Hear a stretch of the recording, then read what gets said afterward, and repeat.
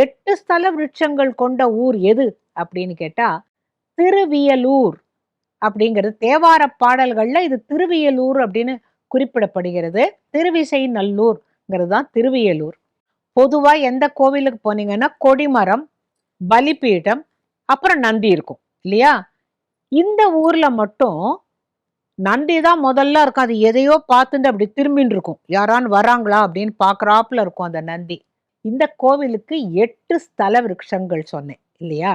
வன்னி, உந்து வில்வம், புன்னை, மள்ளம், ஆல், அரசு, நெல்லி, பரசு வில்வம் என 8 ஸ்தல விருட்சங்கள் இங்க இருக்கு. இந்த திருவியலூர்ல சிவயோகிநாதர்னு சிவன் பேரு. காரணம், பிரம்மா இங்க சிவயோகிகளோடு வந்த பொழுது சிவராத்திரி அன்னைக்கு அவர்களுக்கு தரிசனம் தந்து தன்னோடு சேர்த்து கொண்டாராம், முக்தி தந்தாராம். அதனால அந்த சிவனுக்கு தலையில 7 ஜடை இன்றும் காணப்படுகிறது.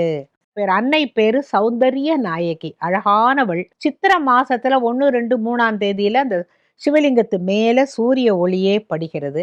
இந்த சூரிய ஒளி படுகிறதுங்கிற போது ஒண்ணு ஞாபகத்துக்கு வருது. அங்க சுற்று வட்டத்துல அந்த கோவிலை சுற்றி வரும்பொழுது ஒரு இடத்துல சூரிய கடிகாரம்னு ஒரு 700 வருஷத்துக்கு முன்னால ஒண்ணு அமைச்சிருக்கிறாங்க. அதாவது நாம நினைக்கிறோம் எல்லாமே வெள்ளைக்காரன் தான் கண்டுபிடிச்சான், வெளிநாட்டுல தான் வானியல் சாஸ்திரம், நம்ம நாட்டுல என்ன தெரியும் அப்படின்னு நமக்கெல்லாம் ஒரு தாழ்வு மனப்பான்மை. உண்மையில அது தேவையில்லை.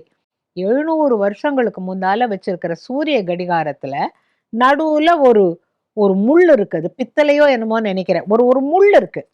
சூரியன் எங்க உதிக்கிறானோ அப்ப எங்க இந்த நிழல் விறதோ அந்த நேரம் அது இது நகர நகர நகர நகர இந்த முள்ளு ஒரே இடத்துல இருந்தா கூட அதோட நிழல் எங்க விழறதோ அதை வச்சு அந்த கடிகாரம் டைம் சொல்லாங்க. இன்னைக்கும் சொல்லலாம். நீங்க அந்த கோயிலுக்கு போனீங்கன்னாக்க அந்த சூரிய கடிகாரத்தை பார்க்கறதோட இல்லை, நம்மளுடைய முன்னோர்கள் எவ்வளவு சாமர்த்தியசாலிகள், எத்தனை விஷயம் அவங்களுக்கு தெரிஞ்சிருந்தது அப்படிங்கிறத பெருமையோட சொல்லலாம்.